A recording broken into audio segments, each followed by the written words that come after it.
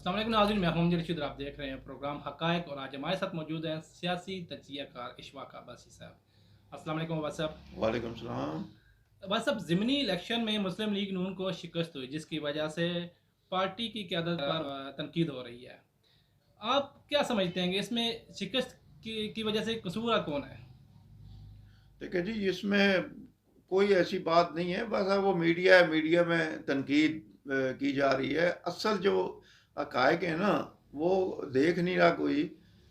कुछ चंद लोग हैं जो जिनको समझ आ रही है।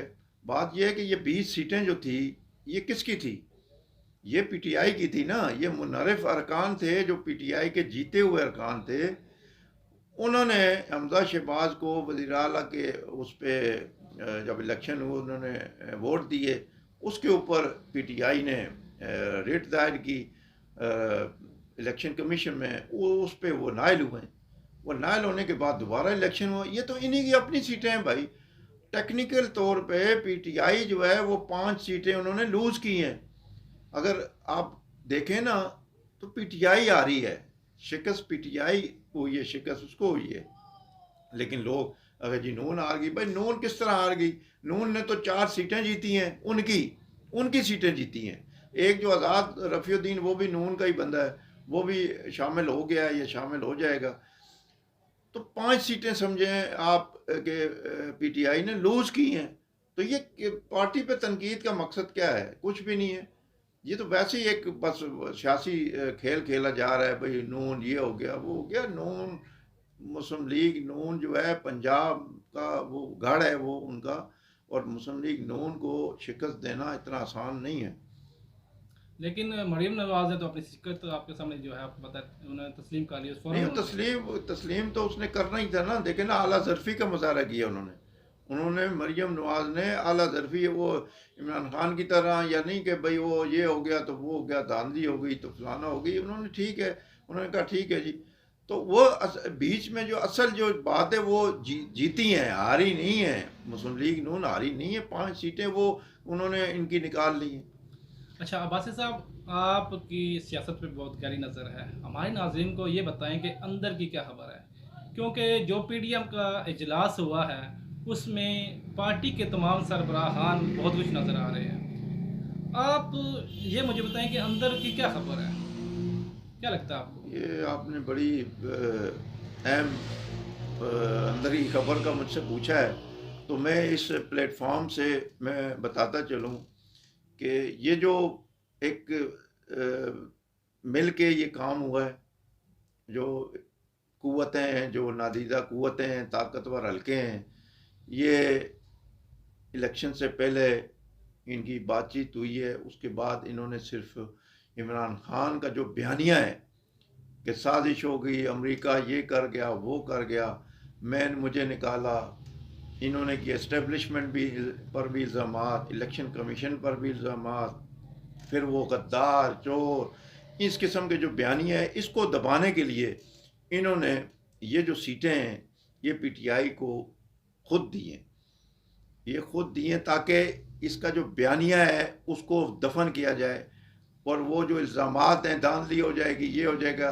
अगर आज ये पीटीआई हारती और नून जीतती, 15-14 सीटें जीत जाती, तो आज इमरान खान इससे ज़्यादा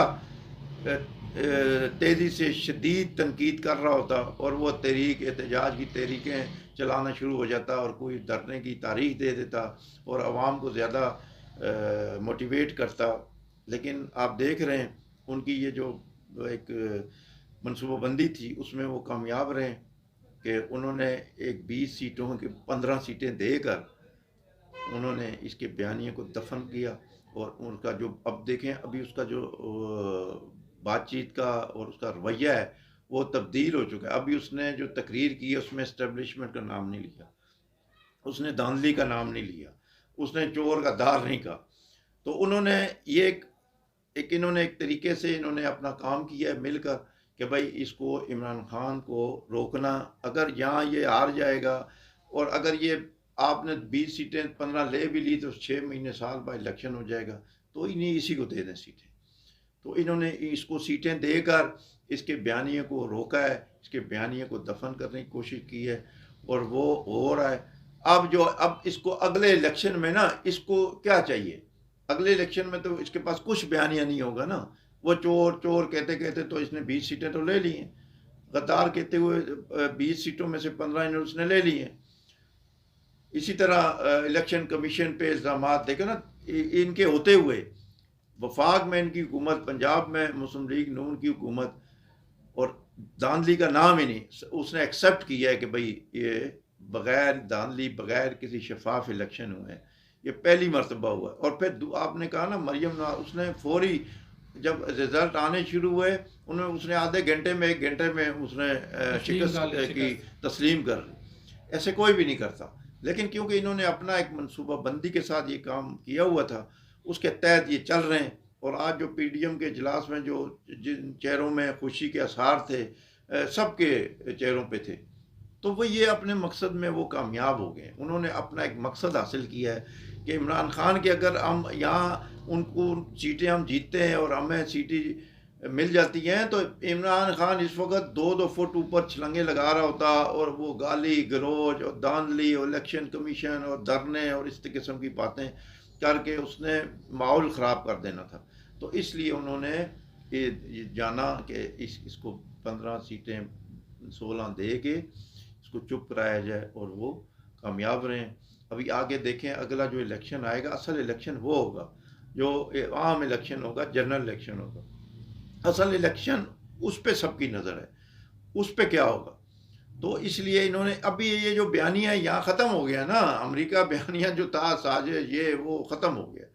अभी इन्होंने जो अपोजिशन है या नून है, इन्होंने जो गेंद है उसके कोर्ट में फेंक दिए। अब ये सुकून से बैठे हुए हैं, खुश हैं।